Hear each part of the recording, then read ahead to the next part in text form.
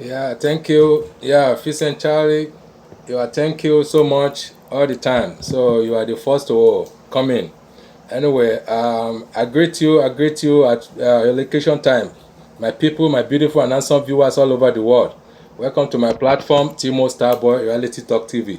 So anyway, the update we bring is about the selecting president, that's Bola Ahmed Tinubu, David Udain.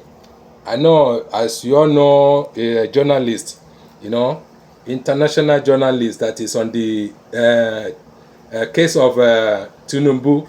So he is going to speak with us on the, I think, on the program. Yeah, not our program, but other program, because we would like to hear from him because he has some interview on other program, so we will bring it to you so you can hear what you have to say. So just follow us. Let's hear from the David Undein. That's an international journalist, a correct one. So let's hear. Thank you. As you are getting in our program, please share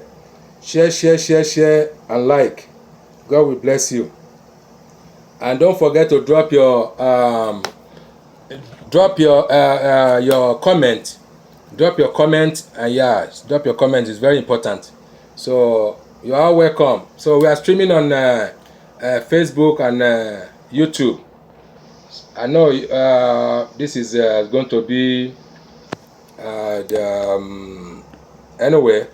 So I'm sorry if this our picture is not clear enough. If it is not clear enough, just say it so we know how to. But here, I think we are seeing ourselves very clearly because I've checked it out and I see everything is bright. So maybe YouTube is a little bit disturbing, you know. The production of the picture is not, is a little bit dark. So I'm sorry about that. I'm sorry about that. So let me manage it. As we are just hearing our voice, I think that is very important, you know. Our voice is very important. So thank you. We are just doing our best here, you know, to bring you the latest, what is going on, what is trending on the internet. So especially Nigerian news, you know, everything is just is disturbing in Nigeria. So everything is disturbing. Oh, thank you, Vin. Thank you. God will bless you. You are share. So we would like all people that is coming in, just share. You know, it doesn't take you any disturb, any trouble to be sharing our program. You are just participating. You know, you are participating and in this race, so that we can fight the devil out of our life. All these our gullible leaders, you know, they call themselves what I don't know how can I categorize their name, you know, because we have called them many times and they seems that they don't want to do the needful, you know. We called them many names, but they are not looking our side. So what can we do? What can we do? We are expecting the good thing from them, but they are not turning up. So we still knocking their door, you know. That is you know, my own suggestion. We're still calling them and we're still giving them woto because they deserve the woto, you know. They deserve the woto, you know. As much as they don't turn up to our request. We want our nation to be good as the others, you know, to be the best in the world. Our African nation, you know, we want it to be best so that we can live in a peace and harmony. But these our leaders, our gullible leaders, you know, that they don't want to pave the way, and elite among them. So anyway, we will still continue to be reminding them of their wrongdoing. So let me play you this video before I forgot. So let me play you and let's hear together. I hope this my Bluetooth is on. Okay, it's on. Okay, you are ready to go. You are ready to do the job. Okay, let's go. Let's go.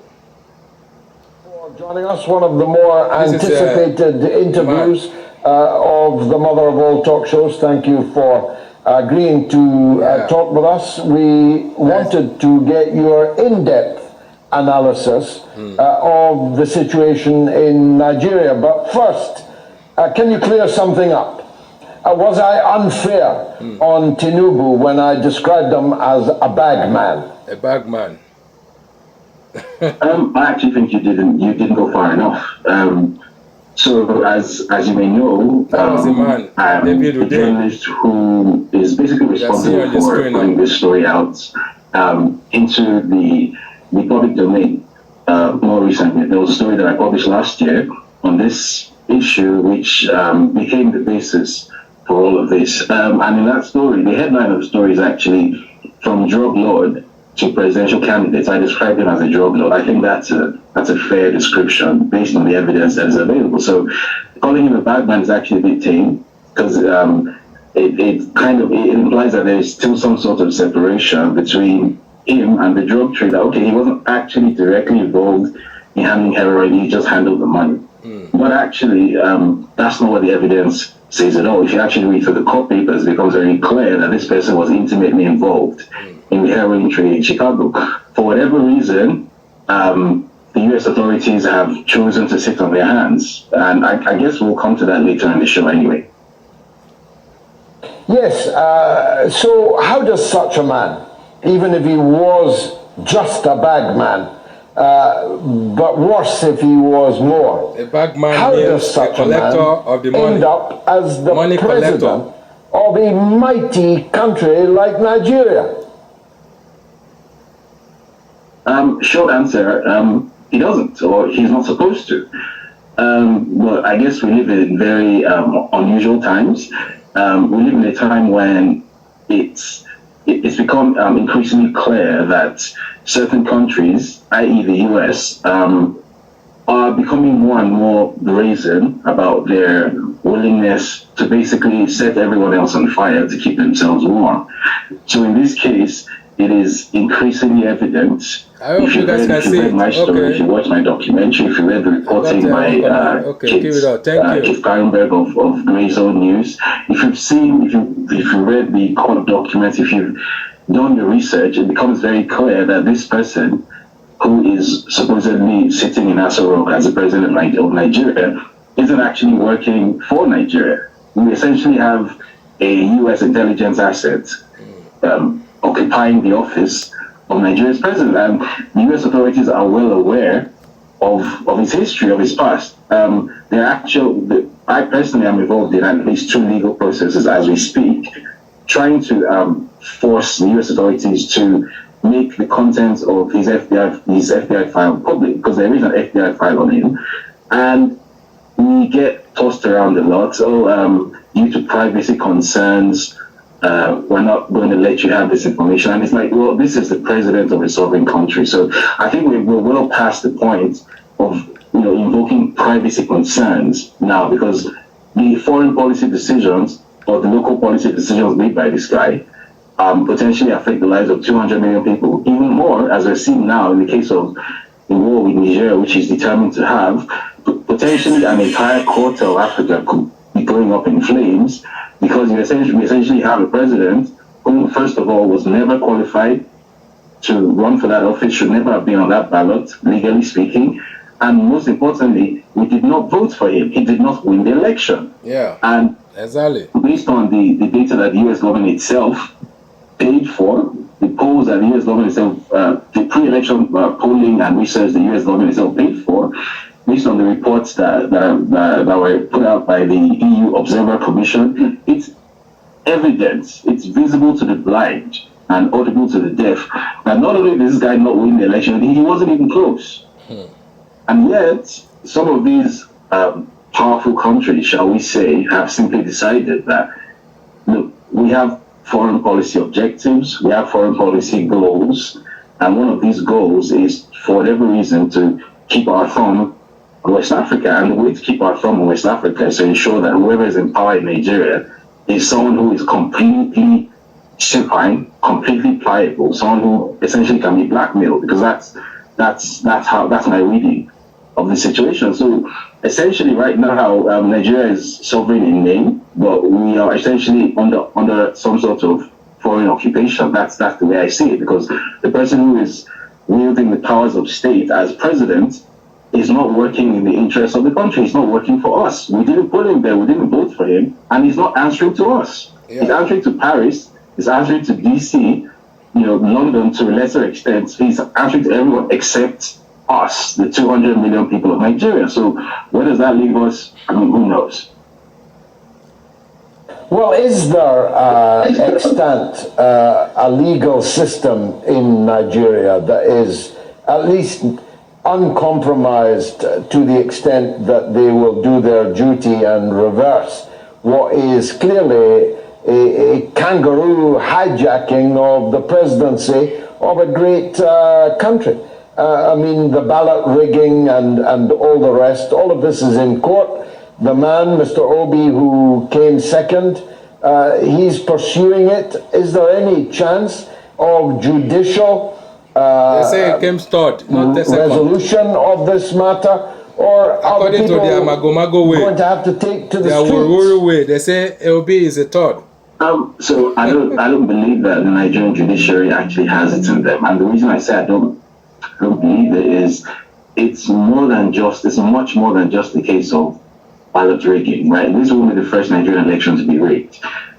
The issue here is over and above that, there is a surplus of evidence that makes it very clear that this person should never even have been on the ballot. This is someone whose university degree certificates submitted to the Electoral Commission are obvious forgery. It's an obvious forgery. I did a story on this in November. It's such an obvious forgery. You can actually trace where it came from. It came from a cheap online forgery service called diplomamakers.com. Right, this degree certificate has grammatical errors on it. Right, we took the extraordinary step of actually submitting a subpoena to a supposed university he went to, Chicago State University, for the records of this person known as Bola Tinubu. And the results that came back were total variance with the things that he submitted to INEC. He submitted a bunch of forgeries. Yeah. Right, so there's controversy over even the basic identity of this person. Right, we have an actual criminal here, and this isn't something which just came to light recently. This is something which, as far back as last year, when I did a story on this actually went to court. We actually took this to the Federal High Court in Abuja. That this is a national security problem here. We essentially have someone who we don't even know who this person is. Right, all we know about this person is this person used to be a drug dealer. Somehow or the other, bought his way into the Nigerian political mainstream, and somehow this person is about to contest an election on the platform of the ruling party, and here is evidence suggesting that this person has committed all kinds of frauds, committed identity theft, he has submitted forgeries, he has committed multiple perjuries. Yeah. And what happened was not a single judge agreed to take on the case. So the case pretty much just timed out. It just sat at the court. It wasn't assigned to a judge. All the judges ran away. Nobody wanted to touch it. So he ended up running during the election, which he still lost anyway. And then somehow, at 4 a.m. when everyone was asleep, he was declared winner. So now it's so I don't believe that the judiciary has. Many of our judiciary system is corrupt. Audience will be familiar with that phenomenon. Indeed, I'm familiar with it myself in English elections in which I had an interest. The 4 a.m. Delivery of just enough ballots to win is one issue. But as you say, that has happened many times in Nigerian politics. I suppose the big question is why the ruling party was reduced to picking him as their nominee. Couldn't they come up with somebody better than him? A drug dealer from Chicago? Okay. If you are not seeing, let me know. If you are not hearing, let me know. I guess they were constrained because the are you hearing the program? Deal, if you like, political transaction, which brought the former President Buhari, to power, was essentially a temporary merger of two remarkably different political formations. So if you can think of it in terms of, say, 2010 in the UK, because I was in the UK at the time. So the deal that put the Conservative Party in power, where there was the Conservative power, and then there was the I think it was the the Independent Party. What was it called? The Liberal Democrats. Yeah, exactly. And no one expected that there would ever be any sort of merger between the two. But there was a partnership, Nick Clegg and David Cameron, and the rest is history. Something similar happened in 2015, in 2013 actually, where the party now known as the APC was sort of cobbled together a loose coalition. So it was the CPC, which was like a northern, a northern interest party, and then there was the so-called ACN, the Action Congress, which was a more southwestern party. These two historically are chalk and cheese. But for the purpose of seizing power from the then ruling PDP, they sort of cobbled together a coalition. And I guess the deal was, okay, that's Buhari from the CPC, you get to rule for 8 years, right? And then after you, it's going to be my turn. Since I'm the one making this possible, I'm the one putting up the money, because he has endless amounts of money. Obviously, we have an idea of where that money comes from. I'm putting up the money, I'm making all of this possible. I have the international connections, because he's deeply connected with, for whatever reason, with the democratic establishment in the US. As if you read my story, I'm sure you know he's deeply connected with Hillary Clinton via his good friend Gilbert Chagoury. So he has all these international connections. In fact, the campaign manager that ran Buhari's campaign in 2015 was none other than David Axelrod, the same guy who ran Obama's campaign. So he has all these international connections, he has all this money, so he essentially made Buhari the president on the assumption that after 8 years it's going to be his turn. And that's exactly what happened. So essentially, the entire country of Nigeria, all 200 million human beings, was essentially of a trade between this guy and the political formation in the north. That, okay, if you give me this thing, if you come into the coalition with me, I'm going to let you have 8 years, and after that, like a deal in a business. It's no coincidence that they take Nigeria presidency as a business. This was literal. This is unironically. You can confirm this from any Nigerian you speak to. His campaign tagline was "Emilokan," which, if you translate that to English, it literally means "It's my turn." Yeah, that was his campaign tagline. And that was very unironic. He actually meant that it's his turn. So his entire thing was, well, I gave you people the presidency for 8 years. Now it's my own turn. It's your turn to reward me. That is what they said. For giving you this thing. So it's my turn, essentially. So that's unfortunately that's the level of Nigerian politics. That is a disaster, There's no ideology. It's totally ironically acting. Well, that might have succeeded if this new Niger crisis had not erupted, because, quite frankly, if he confines his criminality just playing on our intelligence, robbing the people of Nigeria, that's just a matter for the people of Nigeria. But if he's about to plunge the whole of West Africa into the quagmire, into a forest fire that will burn, that becomes an international matter of some importance. Now, why has he chosen to be the spearhead of the obvious French and US attempt to intervene in Niger, even if it means all-out war with Niger, Burkina Faso, with Mali, and who knows where else? Guinea. And will the Nigerians put up with that?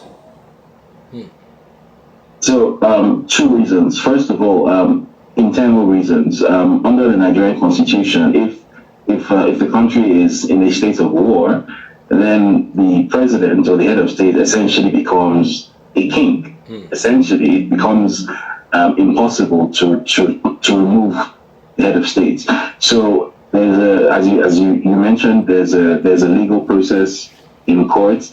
Even though I don't really have faith in the Nigerian judiciary to do the obvious thing, which is to disqualify him, because he clearly should never have been on the ballot.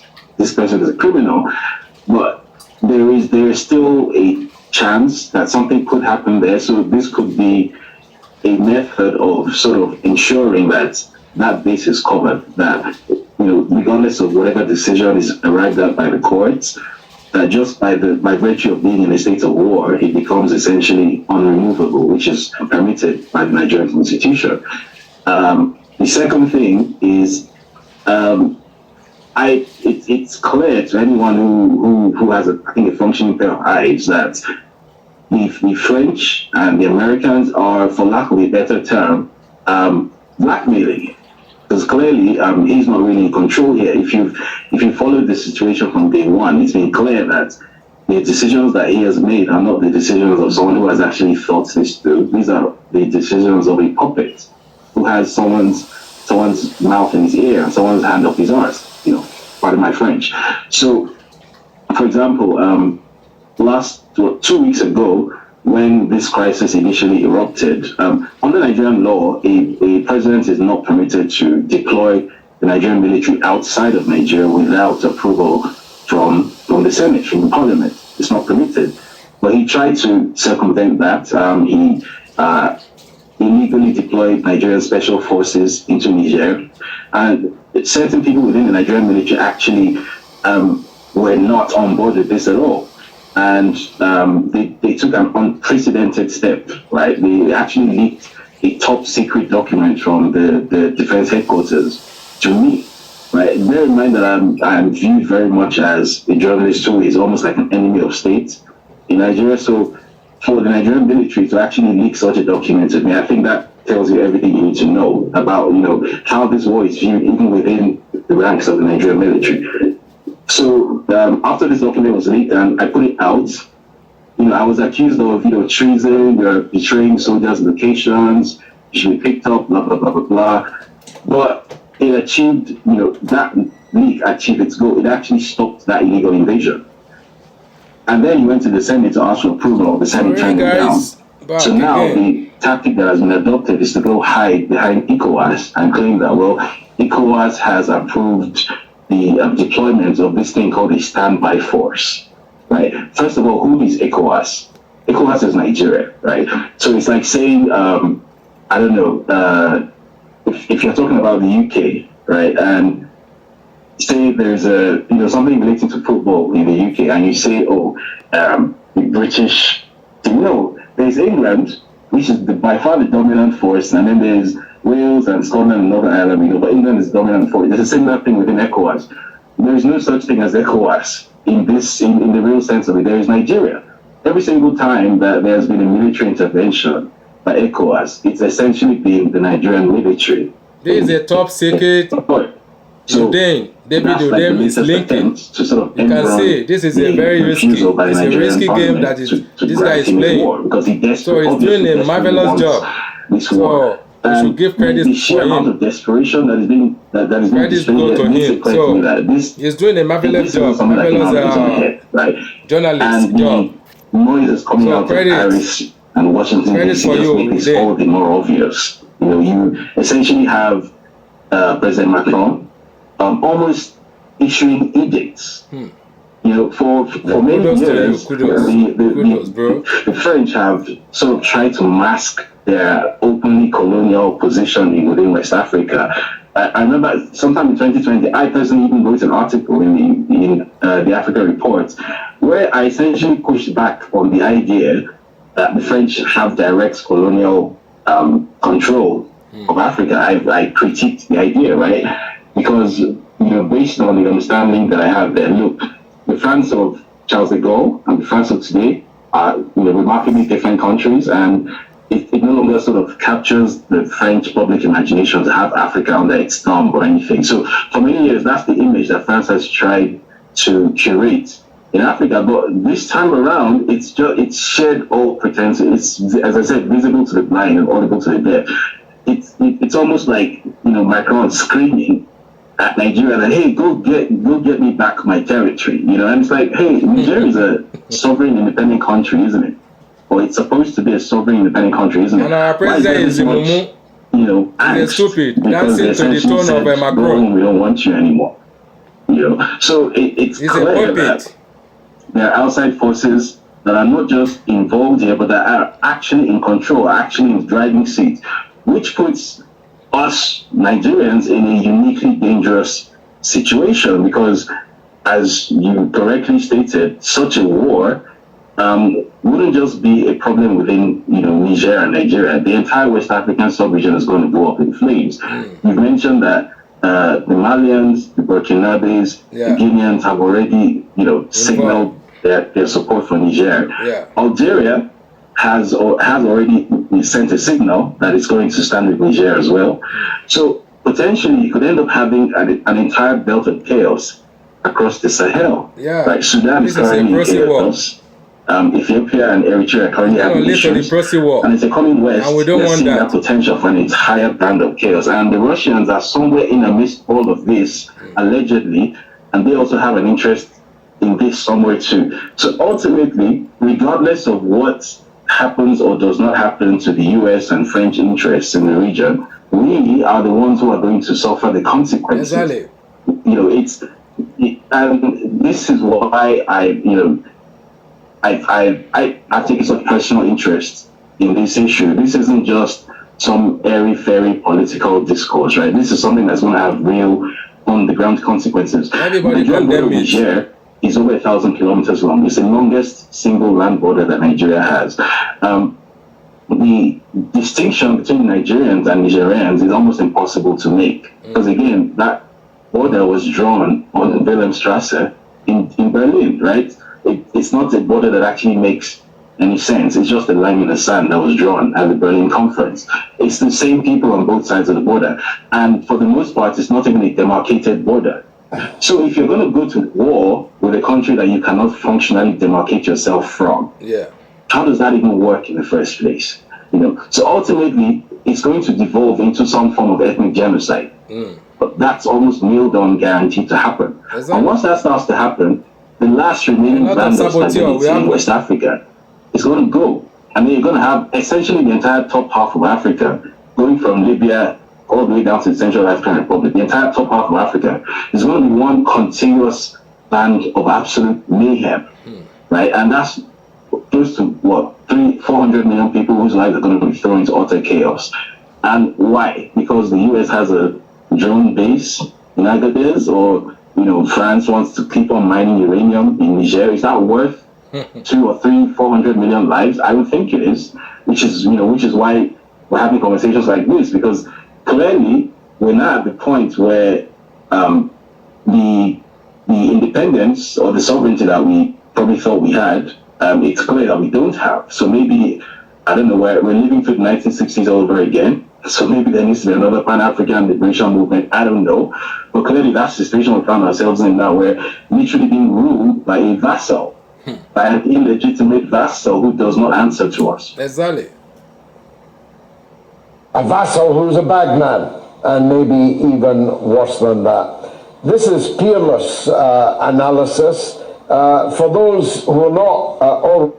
Anyway, that is it for this video.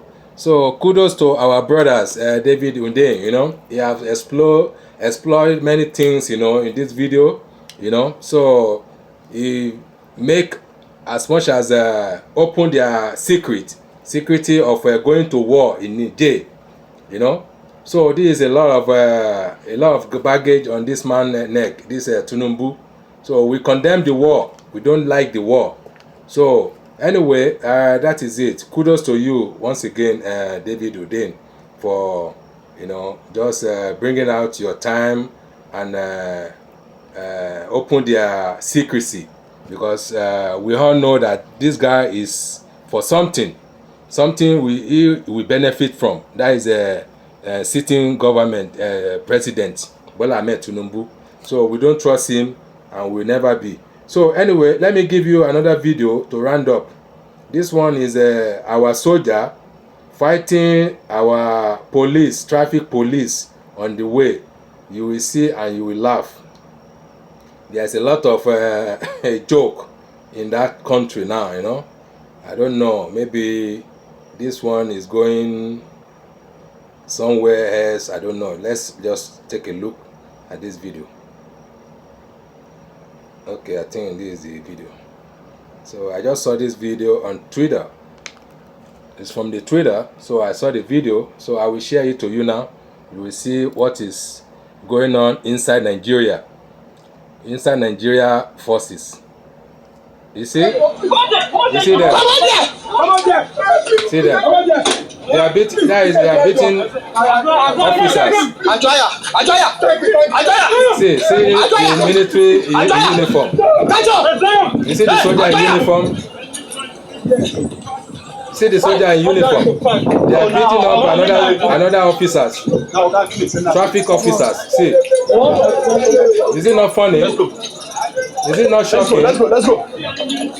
Thunder fire on our. That's shocking. Let me repeat it again. You see, they are beating up another officers. See, this is so ridiculous. This is what is happening inside our Nigeria. Military man is beating up police officer, traffic officers. Officer is beating up officers. Let's go. And with a bunch of a garage people. That's shocking. Where? The Hausa, so see. This is what is happening inside Nigeria, as you can see. Funny country. See.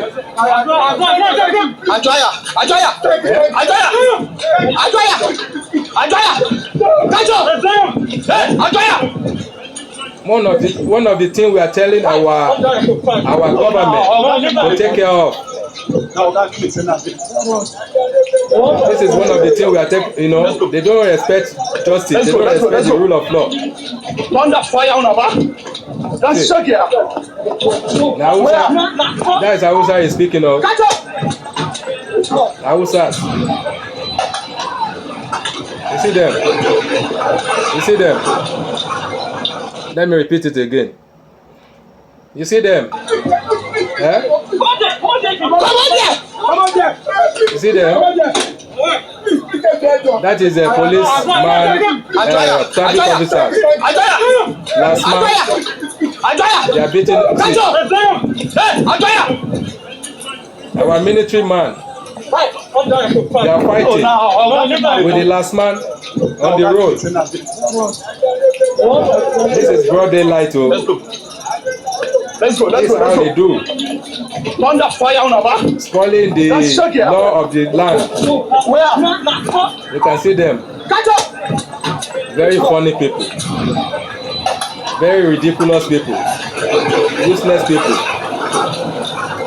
Useless officers. See. See them. Come on there.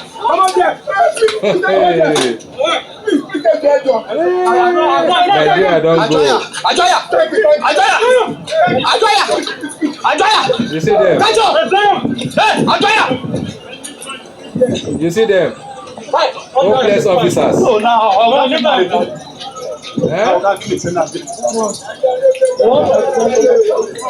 Isn't this video shock you guys? Isn't this video shock you guys? It shocked me too. It shocked me too when I saw it. Look at them.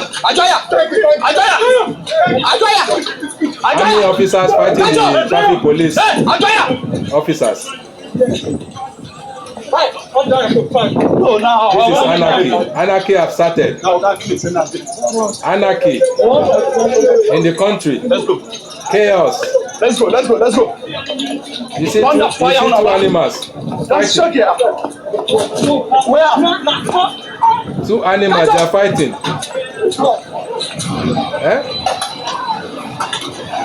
Two animals fighting on the road. I don't know what they are fighting for. Maybe money. So that is it.